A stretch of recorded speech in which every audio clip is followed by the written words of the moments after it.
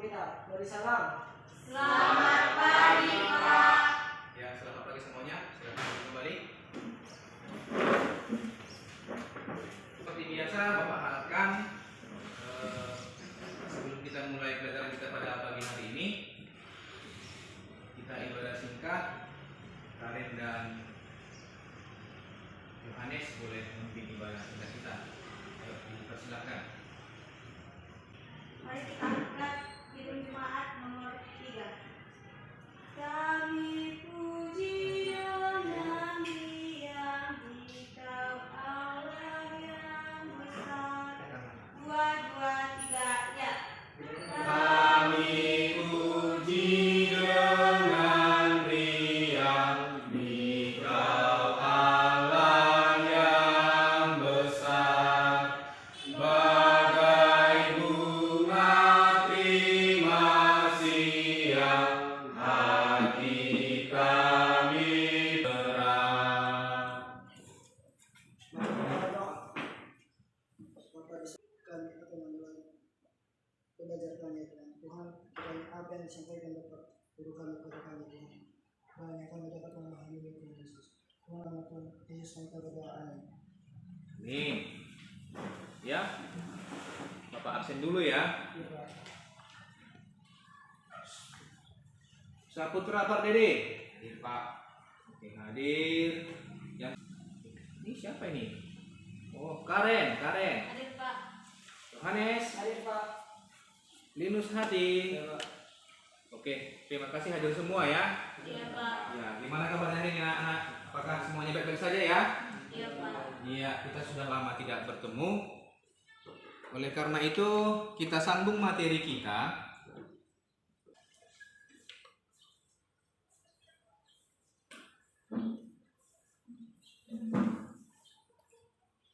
Judulnya apa? Kesetiaan. Nah, ini tampilan kedua. Kompetensi inti hayati dan mengamati, santun, responsif dan proaktif sebagai bagian dari solusi atas berbagai permasalahan dalam berinteraksi secara efektif. Nah, yang ketiga apa? Memahami dan menerapkan dan menganalisis pengetahuan faktual, konseptual, prosedural dan metakognitif berdasarkan rasa ingin tahu. Yang keempat, yang terakhir adalah mengolah, ya. Kita harus bisa mengolahnya, menalar dan menyaji dalam ranah konkret dan ranah abstrak. Nah, berikutnya kita lihat kompetensi dasar dan indikator pencapaian kompetensi dari materi ini yang ingin kita sampaikan. Ya, inilah dia. Ada KD spiritual, IPK spiritual, ada KD sosial, IPK sosial, KD pengetahuan, Nah, berikutnya kita akan melihat tujuan dari pembelajaran ini atau tujuan dari materi ini. Ketika Bapak menerangkan atau menyampaikan materi ini atau kita baca buku paket yang ada pada kita, kira-kira apa sih tujuan pembelajarannya atau tujuan pelajarannya? Nah, melalui kegiatan pembelajaran menggunakan model discovery learning yang dipadukan dengan metode mapping namanya, ya, teknik ECM dan pendekatan saintifik yang menuntut peserta didik untuk mengamati ataupun membaca, literasi membaca, mengamati. Ini harus kita terapkan. Permasalahan, ya kan? Menuliskan penyelesaian dalam dan mempresentasikan hasilnya di depan kelas selama dan setelah mengikuti proses pembelajaran. Nah, apa yang diharapkan? Ya kan? Apa yang diharapkan? Tujuannya. Yang pertama, boleh kita lihat ke depan lagi. Mengakui peran Roh Kudus hidup dalam kesetiaan. Bagaimana peran Roh Kudus dalam kehidupan kita? Memaknai arti kesetiaan. Nah, yang kedua, menunjukkan perilaku sebagai pribadi yang terus hidup. Dicermati ya, Linus? Ya. Jelas nak atau terlalu jauh? Ya. Setelah kita mulai penjabaran mengenai materi pembelajaran. Berikutnya, menjelaskan kesetiaan dalam hidup sehari-hari. Udah pasti tahu lah kalian kan.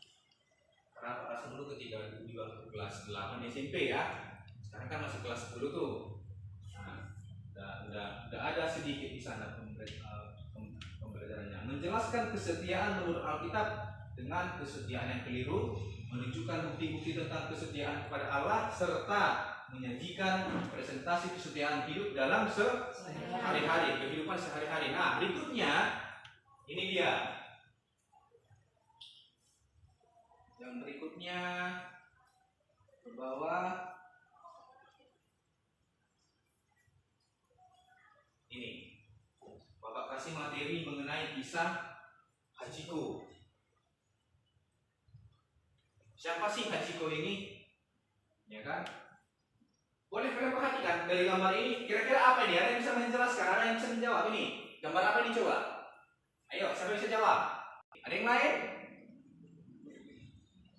Ayo, ada yang lain? Kira-kira apa ini? Gambar apa ini? Itu sudah benar. Lebih benarnya lagi adalah patung anjing. Oke? Iya. Ini adalah patung anjing yang namanya Hachiko. Udah, yang namanya Hachiko. Nah, bagaimana ceritanya, ilustrasinya? Ketika itu di stasiun kereta api di Shibuya. Ini Shibuya di mana ini? Tokyo, Jepang. Ya kan? Saudara yang pernah ke sana? Nah, kasihan, Bapak sudah pernah, tapi dalam angan-angan. Nah, iya. Itu berdiri sebuah tapi setiap pagi Hachiko ini selalu datang itu ke apa? Ke stasiun kereta. Di sana dia sering nongkrong itu. Hingga pada akhirnya kalau kita lihat dari penjelasan yang Bapak tampilkan ini, ya,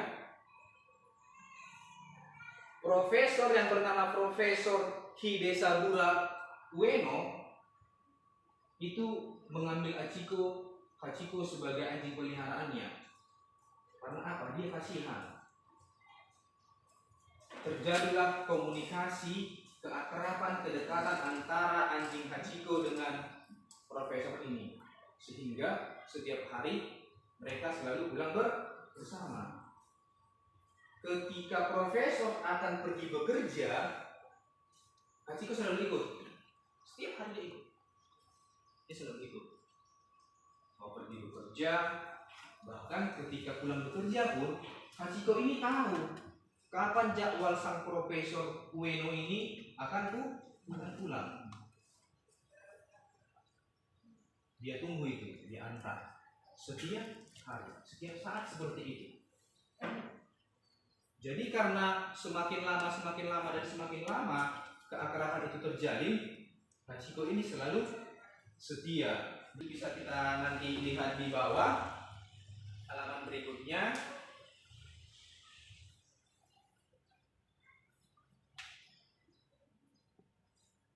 Sesuatu terjadi kepada Profesor Ueno. Apa yang terjadi?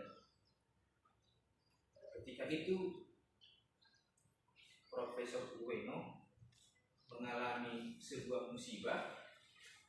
Dia terkena sebuah penyakit yang mengakibatkan dia meninggal dunia. Yang namanya anjing kan tidak punya pemikiran kan? Namanya pun hewan peliharaan. Yang dia tahu, yang hewan ini tahu ataupun yang Hachiko tahu adalah bahwa profesor ini nanti pada jam sekian akan pulang bekerja, sehingga dia harus menanti profesor di mana tadi? Di mana? Dia di stasiun kereta ya. Maksudnya kereta itu kereta api loh, jangan kereta yang lain ya. Nah, di situ dia. Sang anjing ataupun Hachiko tidak tahu. Dia tunggu itu terus. Dia tunggu. Tidak pulang-pulang. Atau tidak muncul-muncul. Karena waktu sudah larut malam, dia pulang. Jarak rumah sang profesor ke stasiun ini tidak terlalu jauh, sehingga makanya ketika Hachiko mengantar dan menjemput kerja tuannya ini tadi, dia berani. Nah, karena kejadian itu Hachiko tidak tahu, bahkan tidak ada yang mengabari ke ke rumah sang profesor. Bahkan sang pembantunya pun dan pelayannya pun tidak tahu, sang tukang kebun pun tidak tahu bahwa sang profesor sudah meninggal dunia, ya kan? Nah, hingga pada akhirnya bukan ekor lagi. Hewan ini tadi, Hachiko ini tadi, setiap saat selalu menunggu dan menunggu, menanti dan menanti. Setelah seisi rumah ini yang ada di rumah sang profesor itu tadi hanya adalah tukang kebun dan pembantunya. Namanya pun kita manusia, ya kan? Kalau kita bandingkan kita manusia dengan hewan, jauh berbeda kan? Bedanya di mana coba? Perbedaan antara manusia dengan hewan. Ada yang bisa jawab? Ayo. Manusia punya akal dan budi. Iya, manusia memiliki akal dan budi. Yang artinya apa? Kita bisa berpikir mana yang baik, mana yang benar. Kita beda dengan sang hewan tadi, Hachiko tadi. Ketika sang tukang kebun menerangkan bahwa tuannya sudah mati, dia tidak tahu. Ya kan, ketika dia bilang, Hachiko, profesor sudah mati, kau jangan sana lagi. Dia tidak mati.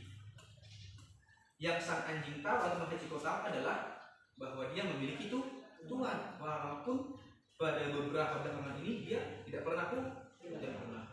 Berlangsunglah kejadian itu sampai kurang lebih itu sekitar 8 sampai 9 tahun. Itulah saking setianya sang Hachiko, sang anjing ini tadi.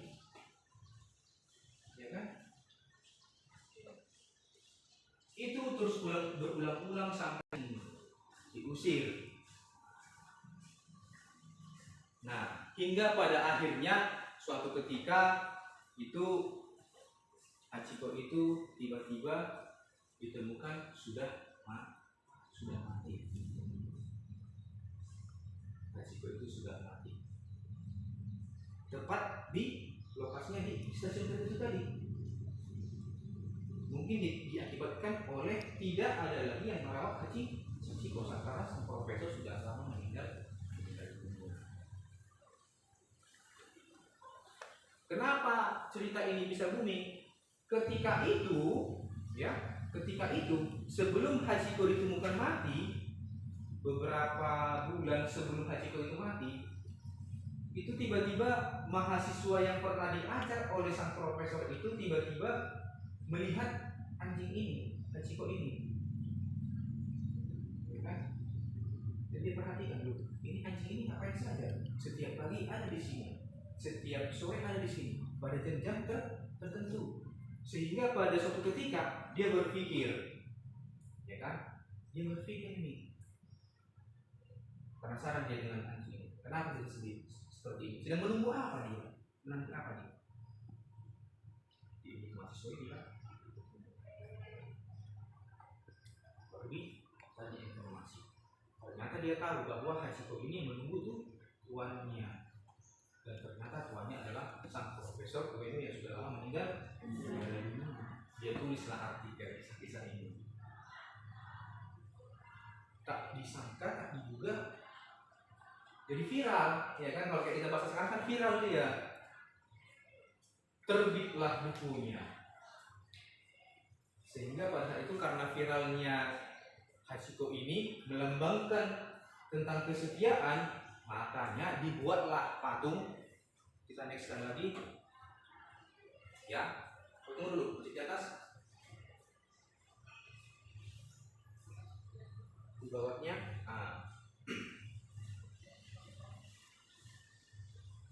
dibuatlah patung. Satu lagi terus di awal kalimat. Dibuatlah patung perunggu ini tadi sebagai lambang kesetiaan. Paling atas, iya. Nah ini. Tetapi perlu kita ketahui bersama bahwa patung ini sudah 2 kali dibangun. Ini adalah contoh patung yang kedua. Sebenarnya ada sih yang pertama, tapi nanti Bapak lupa waktu itu mengatakan materinya. Ini sudah tampilan kedua. Inilah. Tapi di lokasi yang sama. Hingga pada akhirnya rakyat Jepang sangat salut dengan cerita ini, sehingga anjing itu dilambangkan dengan sebuah simbol yang mengatakan bahwa Hachiko adalah lambang kesetiaan. Nah, kita nextkan dulu di sini. Oke. Itulah cerita tentang Hachiko. Nah, pertanyaannya, ya kan? Pertanyaannya, bagaimana pendapat Anda atau pendapat kamu tentang cerita di atas? Apakah kalian pernah mempunyai anjing yang setia seperti Hachiko? Pernah nggak? Ya kan? Belum pernah ya? Belum pernah karena mungkin bisa jadi belum pernah memelihara anjing, ya kan? Nah, apa sih pelajaran penting yang bisa kita ambil dari cerita itu? Ya kan? Apa yang kamu peroleh dari kisah tentang Hachiko ini? Berapa besar artinya? Kalau kamu seandainya nih kalian menjadi Hachiko, bukan menjadi hewannya, maksudnya melanggengkan kesetiaannya. Seandainya kalian menjadi Hachiko, sanggupkah kamu pergi setiap hari ke stasiun kereta untuk menanti kepulangan tuanmu selama 9 tahun? Ya kan? Itulah nanti pertanyaan Bapak untuk kalian dari kisah ini tadi. Nanti sebelum pelajaran selesai, boleh nanti kita kumpulkan, silahkan ditulis satu soalnya dan dibahas bersama. Nanti akan dapat nilai. Nah, berikutnya masih tetap pada cerita kesetiaan. Nah, ini paling seru ini. Siapa yang sering ke gereja? Sering, selalu, setiap hari Sabat. Bagaimana? Setiap hari Sabat. Linus, sering libur ya? Iya. Bertobatlah anakku, sebab kerajaan Allah sudah dekat. Jangan malas anakku belajar. Jangan malas beribadah. Ya. Yakub dan Rahel. Siapa sih Rahel? Apa? Yakub merasa bahwa orang tua mereka itu memperlakukan Esau jauh lebih baik daripada kepada Yakub. Kira-kira putra, kenapa seperti itu? Ada yang ingat? Ada yang ingat? Apa Mang? Iya. Sifat. Esau itu jauh lebih perhatian kepada orang tuanya dibandingkan dengan Yakub. Karena itulah makanya orang tuanya membedakan. Sehingga muncullah niat jahat dari Yakub. Ayo, siapa yang sudah pernah berniat jahat kepada saudaranya? Ada? Kira-kira pernah nggak berniat jahat kepada saudaranya? Mungkin pernah ya. Contoh misalnya yang pernah Pak alami dulu ya, bulan 12 itu Natal kan? Biasanya apa yang kita dapat dari Natal? Sebelum menghadapi Natal apa coba? Baju baru. Tapi orang tua kita dulu mungkin pasti bersifat berkelakuan hampir sama dengan orang tua yang udah besar. Yang artinya bagaimana? Ya kan, yang itu bagaimana? Karena sifat anak-anak itu berbeda. Saya kurang baik bahannya, dia lebih cantik warnanya. Ya kan? Nah, kita fokus ke Yakub dan Rahel. Kita masih ingat kisah Yakub yang mencuri hak kesulungan dari Esau. Kejadian 29 ayat 13 sampai 28. Nah, dulu aja dulu, ya kan? Adalah kelanjutan kisahnya. Setelah Esau bertekad untuk membunuhnya, Yakub disuruh ibunya, siapa ibu Yakub? Ribka, ya. Laban itu marga, ya kan? Ke rumah pamannya Laban. Di Haran, lokasinya di Haran ini. Yakub bertemu dengan Rahel yang berparas cantik dan perempuan dari garis perempuannya si Laban. Setelah bekerja kurang lebih selama 7 tahun, ya, Laban menawarkan bayaran kepada Yakub. Yakub bekerja untuk Laban itu selama 7 tahun itu jangan dibayar. Tapi imbalannya apa? Menikah dengan Rahel. Tetapi walaupun Laban adalah pamannya Yakub, dia memiliki otak yang licik. Ya kan? Yang artinya bagaimana? Setelah 7 tahun Yakub bekerja, Laban memperdayai dengan menyerahkan Lea untuk dinikahi Yakub. Lea adalah kakak dari Rahel. Dia berdalih bahwa, ya kan? Dia berdalih bahwa ketika Yakub itu sudah resmi menikah dengan Lea, boleh kita nextkan nanti di sini. Nah, Yakub kecewa. Dia berkata, cinta kasih adalah suatu kekuatan yang luar biasa dahsyatnya. Dalam Injil Yohanes 3 ayat 6, Yakub ya cinta sekali dengan Rahel. Tapi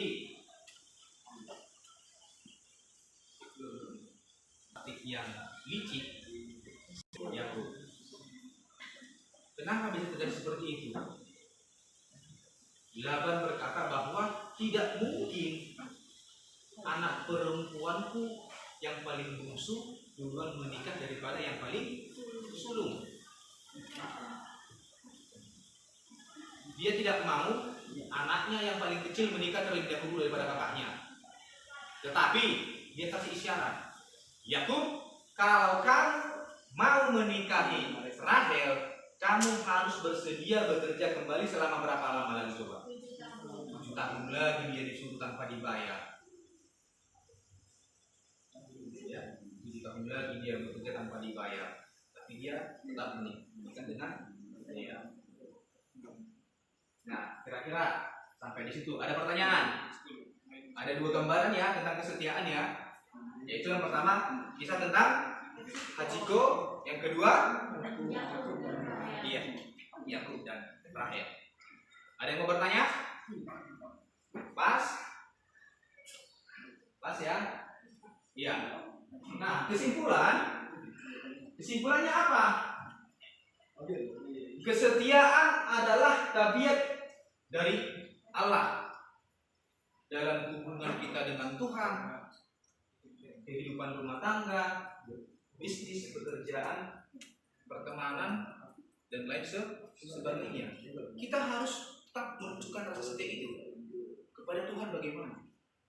Rajinkah kita beribadah? Rajinkah kita berdoa? Dalam rumah tangga, bagaimana kesetiaan kita terhadap orang tua? Patuh tidak terhadap ajaran orang tua, perintah orang tua. Dengan saudara-saudara bagaimana? Setia tidak dengan mereka, sayang tidak dengan mereka. Dengan teman-teman sudah pasti kan?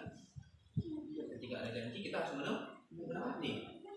Nah, kesetiaan adalah salah satu hati, tetapi orang setia siapakah menemukannya? Dikatakan dalam Alkitab. Allah kita adalah Allah yang setia, dia tidak pernah berubah kesetiaannya sampai ke awan-awan. Kita sebagai anaknya sudah sepatutnya kita setia kepada Bapa, karena Bapa sudah terlebih dahulu setia kepada kita.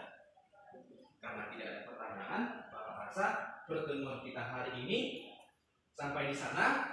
Nanti tugasnya dikerjakan ya. Tadi kan ada Bapak kasih beberapa soal ya. Iya. Nah, untuk minggu depan kita akan sambung dengan materi mengenai Roh Kudus. Ya, jadi tetap Bapak harap kepada kalian Alkitabnya dan buku paketnya dan tugas-tugasnya nanti diselesaikan. Ya, karena tidak ada yang mau bertanya lagi, Bapak sudahi sampai dulu pertemuan kita. Sebelum kita kembali mengikuti pelajaran yang lain, kita satukan hati dan pikiran. Tuhan buat penyertaan-Mu sehingga Bapak pada kesempatan hari ini kami boleh Tuhan memulai pelajaran kami hingga mengakhirinya dengan materi tentang hidup dalam kesetiaan. Ajari kami Tuhan, tuntun kami Tuhan menjadi anak-anak-Mu yang tentunya Bapa setia kepada ajaran-Mu, setia terhadap sesama kami manusia.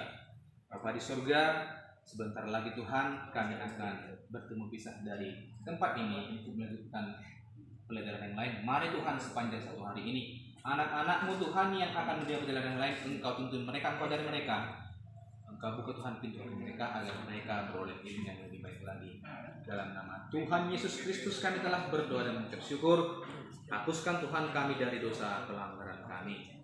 Amin.